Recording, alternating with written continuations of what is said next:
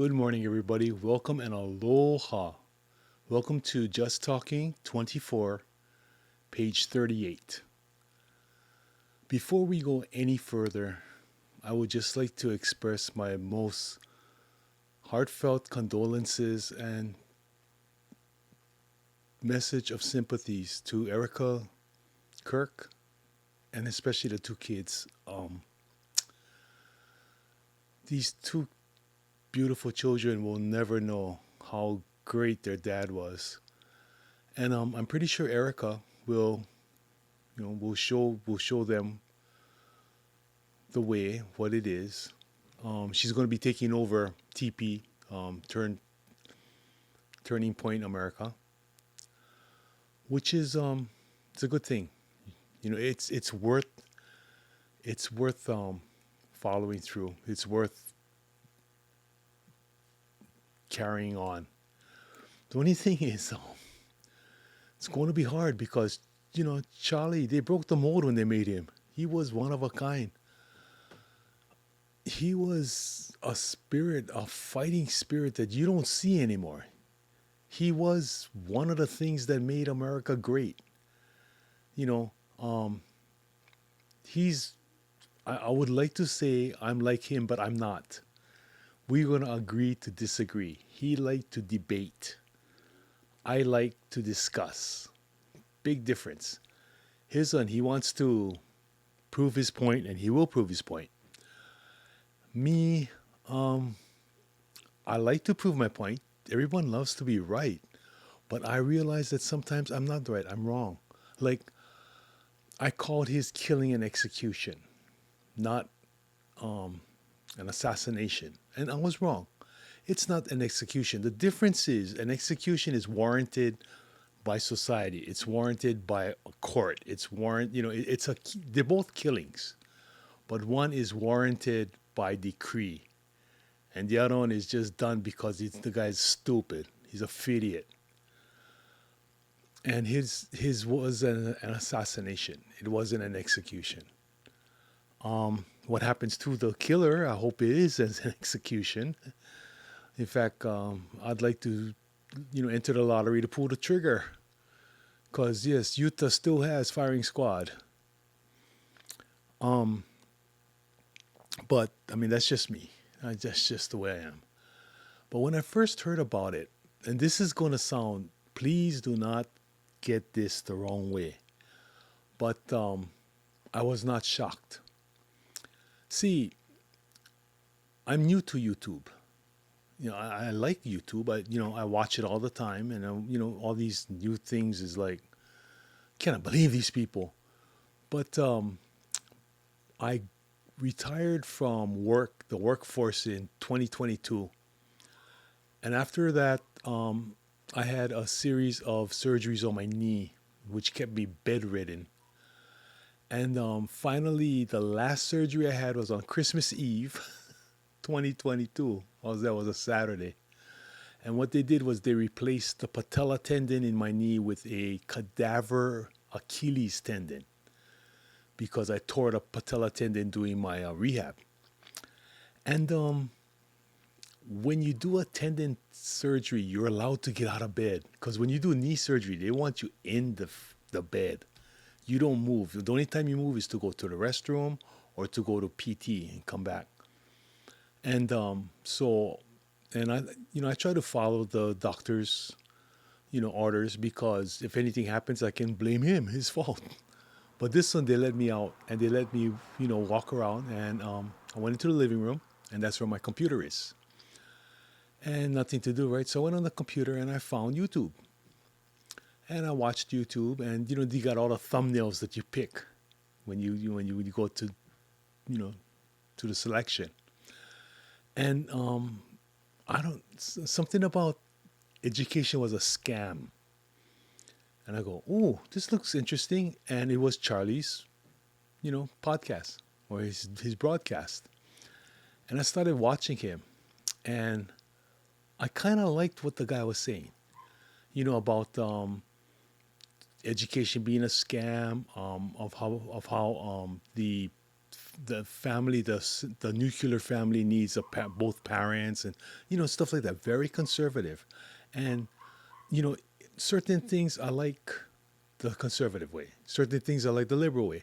That's why I would have loved a discussion with Charlie, because we would have had it would have been a very spirited discussion. But that's it. It's a discussion. It's not a debate, and I would make that clear from the beginning. Charlie, we're going to agree to disagree on some things. Just leave it at that, okay? And if he agrees to, we'd have a very moving, a very spirited discussion. And but I just kept wondering. Well, in the beginning, I watched this guy, and I haven't been around every block, you know, numerous times, but I've been around the block. I've seen some things, and the message that I got was either this guy is very brave, or he's very stupid, because he's inciting these young kids. And young kids, they're very, they don't think, they just do, you know. And I really thought that he was single. The way he acted was, that's what a single person would do. No, no problem, because if I die, I die. I mean, I used to be like that with my motorcycle.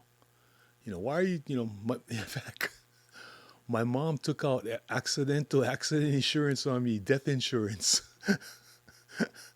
Because she said, the way you're going to kill yourself. Gee, thanks, Mom. But I thought the same way about him. I said, this guy, like I said, either he's got cojones made out of solid brass and gold, or he's got no brain. And I knew it couldn't be the second one. This man was very smart. This man is extremely smart and quick. You can be smart, but you're slow. But he was quick. And that's why I thought he was single, because he didn't take the necessary precautions that I would have to ensure that I go home every night. And especially, like, he had a wife and kids, and it wouldn't be an obsession, but it would just be a precaution. He's a devout Catholic. Well, look at the Pope. When the Pope travels internationally, what does he travel with? His limo. What does his limo have? A dome-shaped plexiglass bulletproof shield. Why? Because the Pope knows he's not bulletproof. He may be a man of God, but God's not going to stop that bullet. That bullet comes, that bullet's going to hit. And the Pope knows that, and so does the Vatican. But for some reason, Charlie didn't do it. And so I said, this man he is a statistic. That's what I call him. That's what a couple of my friends, we call him. Oh, that's just a statistic. These kids riding their e-bikes in traffic on one wheel, going, dodging cars. Yeah, it's something looking to happen. Did he deserve it? No. No, no, no, no. He did not. Oh, and that's another thing. And I'm going to get to it. But was it warranted? Was his assassination warranted? No, not in any form, shape, or even thought.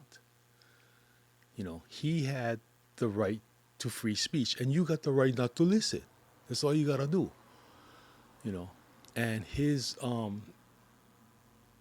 gatherings were well publicized, and so you had the option. You can either go listen or go to the pool hall, whatever you're gonna go. But you weren't held captive there. It's not like you knew what he was going to talk about. It wasn't a surprise. But people just didn't like it, and those that don't like it, they're impulsive. Especially, like I told you, the kids. Look who shot him, a 22-year-old. Chronologically they're 22. Mentally they're about 10. Really, that's how it is today. The kids just don't mature in the same way that we had to, that we did. It's different now, and it could even be the same for Charlie. He didn't take it that seriously, but that's why when I heard that he was shot, I was not surprised. In fact, I was kind of sad because my prediction had come true. He was a statistic.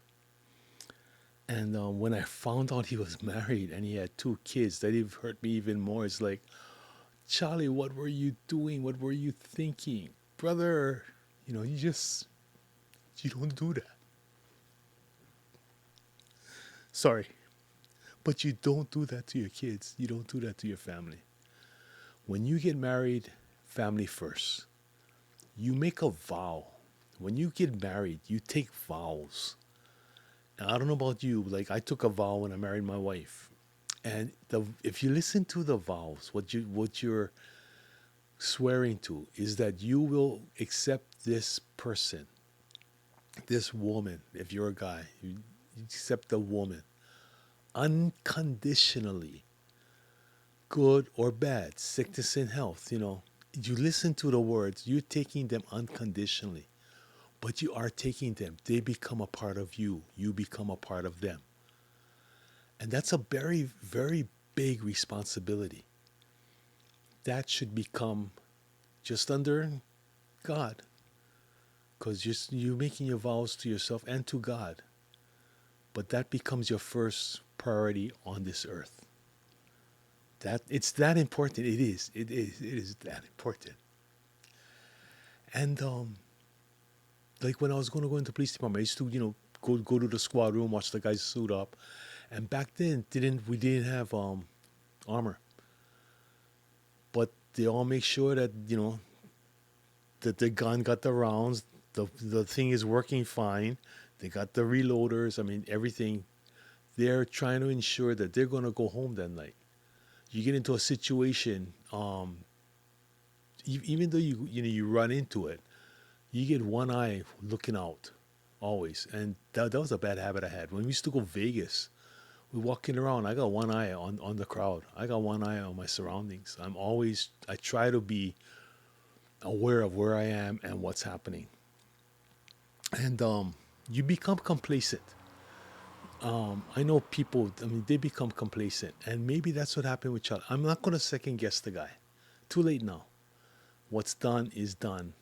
And now all the questions come out.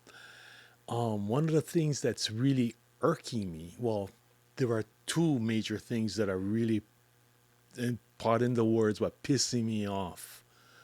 Number one is these people, these idiots, fidiots. You remember the fidiot word? Okay, these are fidiots that are laughing and cheering his death. And then they cry because they get fired. They're fidiots.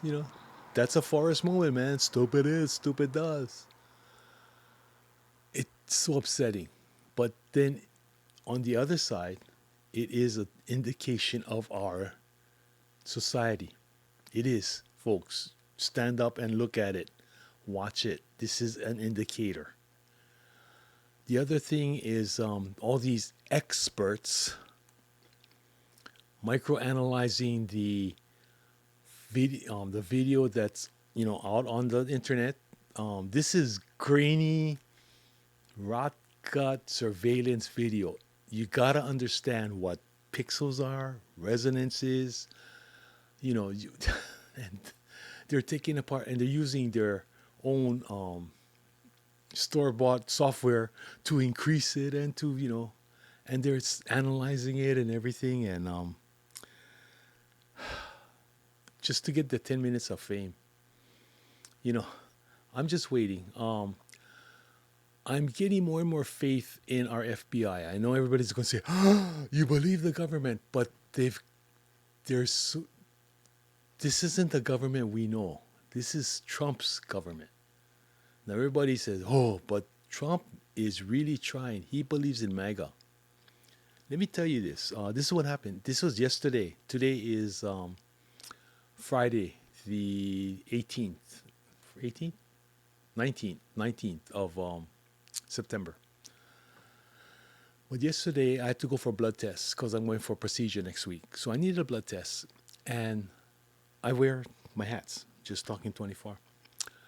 And I have different hats. And the girl that was the phlebotomist, the one that takes the blood, She remembers my hat. She goes, "Hey, you were here a couple of months ago." I said, "Yeah, I had another doctor's appointment." And she goes, "Oh, I remember you."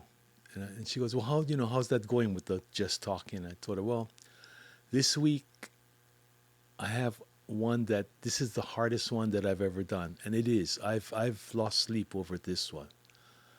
And she goes, "Well, what's it about?" And I told her Charlie Kirk. And she goes, "Oh," and she looked so sad. And she goes, "When I heard about him, I cried." And I said, "Well, you weren't the only one." And she goes, he said what he says is true." I said, "I know." She goes, I said, "What do you think about the MAGA thing?" And she goes, she's from the Philippines. She's been in America for, I think she said 12 years. And she's married, she got kids. And about 4 years ago, she had to go back to the Philippines because her dad died. And she goes, I went back to the Philippines, and my auntie had told me before I went back, don't take your good stuff now. You got to take all your rags. And you know, and she goes, I had completely forgotten how life was there. So she took her, what we call the boros, the very, everyday, care, wear. She left all her jewelry at home. She left all her designer purses and all this kind of crap. She went home with just the clothes on her back, basically. And they take back, they go to the swap meet and they buy used clothes, as long as it's from America, and they box it up and they send it back to the Philippines. Because it, she was from a village. She goes outside of Manila, but she's from a village, and she goes, and what made it so moving for her was she had forgotten how bad it was, how bad the Philippines were. And I said, bad how Philippines are. She goes, yeah, it's really bad over there. And I had forgotten, and it made me appreciate America more. And I said, well, that's what MAGA's all about. It wants to make America great again, but the kids today don't know how bad it was. Very few, and I mean very few, maybe 1% of the population, maybe. That's only 3 million people, okay? 3.5 million, which is a lot. But less than 1% really knows how great America was because they were around in the late 40s. You see, up until then, America was not a superpower. At the beginning of World War II, we were number about 5 or 6 in the world. Germany was up there. Italy was up there. Japan, um, England, even Russia was not up there. Stalin. I mean, he had the bunch, but he didn't. He stayed home. You know, but and America was a distant fifth or sixth. We were down the line.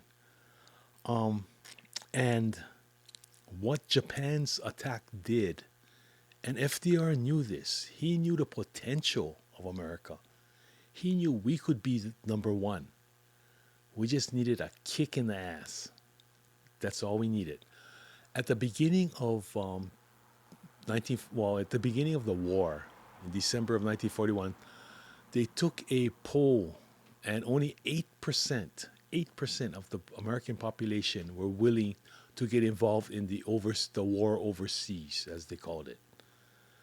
So, FDR just couldn't declare war on Japan and America. Excuse me, Japan and Germany, because he didn't have the numbers behind him. He needed something. He needed something that would get us in that war, because that war would propel us to the top. He knew that.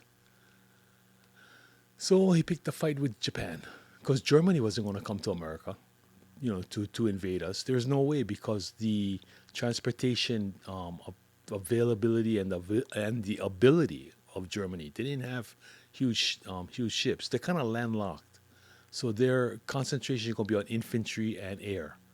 not on the water. And plus two, Hitler was from infantry, so his forte is the ground.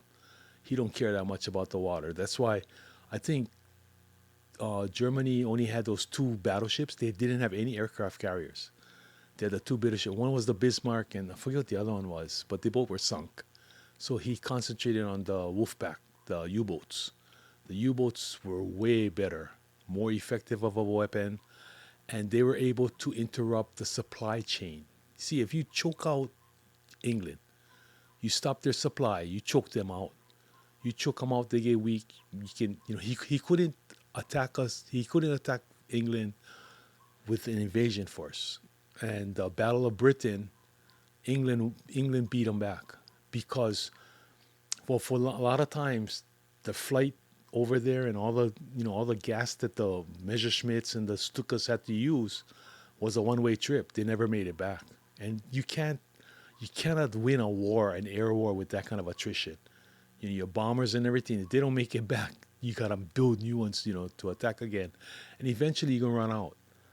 So Germany was stuck, concentrating on Europe, and so they wouldn't fight America. So America had to pick a fight. Japan. We stopped we froze their assets, international assets. We stopped the natural resources to them. We stopped, different. We put embargoes on them. We picked the fight. Okay, December 7th was not a surprise. It was a planned thing, folks. If you think, see, you got to realize that back then, we only had 3 American carriers in our whole Navy. Our whole Navy only had 3 carriers. And what's the odds of all 3 being out that Sunday? See, when a carrier leaves to go on maneuvers, it just don't go by itself. It takes its entire fighting task force. The heavy cruisers, the light cruisers, the tankers, the freighters, the supply. It's a very expensive thing to go out on maneuvers. And during peacetime, on a weekend, come on, all 3? No, and the historians are coming around to that idea. We picked the fight, and it showed the world just how explosive America could be as far as manufacturing, as far as fighting, and the spirit. America was built on fighting. Everything we did, we fought. Revolutionary War, War of 1812, Spanish-American War, Civil War, the Indian Wars. We love war. In fact, President Trump just made the Department of War because we don't care about peace. Americans, we want the best, the best teams. We want, but competition. We want to be the best. We're number one. It's all about war. It's all about battle. That's America. We're not pacifists. And to think we are is very naive. Yeah, we're not. We're not pacifists. We are warmongers. And Charlie knew that. And he dwelled on it. He made war. War against education department. It's a scam. War against these families that have only, the father in there. And then he chose black, and it wasn't because he was against blacks. It was that blacks are the highest percentage, 75%. Think about that, folks, and that's conservative. 3 out of every 4 black households don't have a male influence. And the female influence, they don't really have a lot of say over the kids. The kids become animals. They just, they have no supervision. That's what it is. That's what it's all about. And that's the point. It wasn't black or white with Charlie. Charlie, I hope he didn't see colors, because he didn't, come across as seeing colors. Like, in Hawaii, I told you the color we see is white. We don't like the white. We like everything else, because I am everything else. I am a mixture. I have everything but red. I have black from the Hawaiian, which is the Polynesian is origin in Negroids. Okay. I have the yellow from the Japanese, my grandmother, my old babang. Okay. I have the brown from the Portuguese, my grandmother and the Portuguese. And I have the white from the Irish and the Scot from my grandfather. So I'm pretty much the homogeneous boy dog. Like I said, the only thing I don't have is red. So I should have picked a girl of Native American heritage. Then my kids could be truly kids of the world. Okay, yeah, that's right. The meds are starting to kick in, folks. Get it while it's hot. But yeah, what happened to Charlie was a great tragedy. And I wish Erica again. Baby, I wish you the best. You know, you're young and you got a lot of years to go, girl. And you got some big shoes to fill. And the two kids, with all the pressure around you, I just hope that they mold you right. Yeah, and you know, if you just part of your dad, and if they do it right, you're gonna be all right. God will smile on you. He's smiling on Charlie now. He welcomed Charlie in. So welcome home, brother. And you know, what else is there to say? So I just want to say to all of you, thank you so much. Thank you for putting up for my rant. I didn't know how this is gonna go, and I don't want to sound like I'm cheering it. I am not cheering it, not by any long shot. And like I said, these idiots that are, it's karma. They get everything that they deserve. Um, just human decency. If you got not like Mom says, if you got nothing nice to say, shut the front door. She's right. Mom was right for a lot. Yeah, my mom, she was both ways. That's why when they call me son of a bitch, you know what I tell them now? Oh, you meant my mom. And that's no insult to my mother. She could be, man. She had the ability. Thank God she didn't show it all the time. And she didn't need to. But she had it in her. I've seen it. I've seen her come out. But not let me tell you that story because I got a little bit of time left.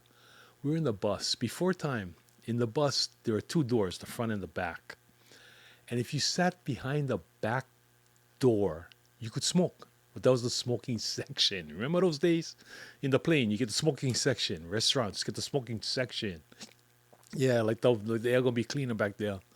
But anyway, my mom would sit back there and she'd smoke. And in the back of the bus, they had that long bench seat in the back. And that was the seat of prestige for, school kids.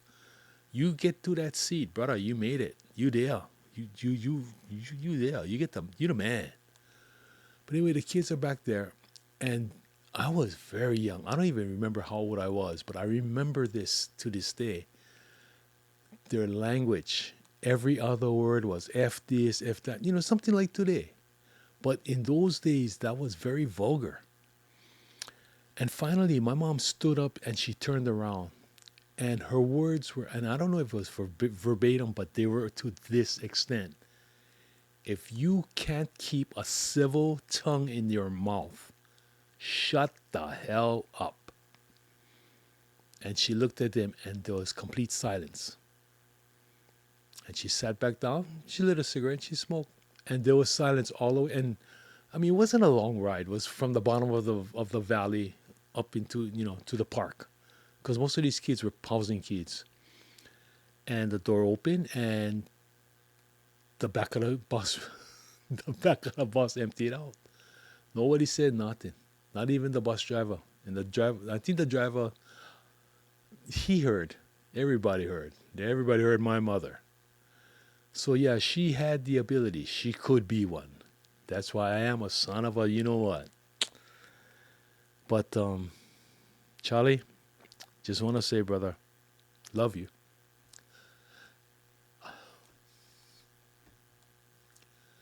And I'm going to miss you.